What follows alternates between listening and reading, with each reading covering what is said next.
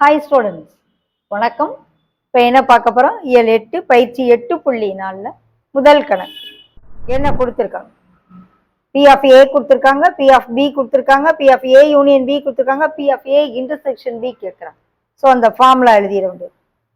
B of A union B is equal to P of A plus P of B minus P of A intersection B. Okay, என்னென்ன கொடுத்துருக்காங்க போடுவோம். ஏக்கு பதிலாக 2/3, பிக்கு பதிலாக 2/5, A union பிக்கு பதிலாக 1/3, ஏ இன்டர்செக்ஷன் பி கேட்குறாங்க. Okay, minus A intersection B இந்த பக்கம் வந்தா பிளஸ் ஏ இன்டர்செக்ஷன் பி ஆயிரும். ஓகே, நம்பர்ஸ் எல்லாம் ஒரு பக்கம் கொண்டு வந்துடுவோம். எல்சிஎம் எடுத்து சிம்பிளை பண்ணி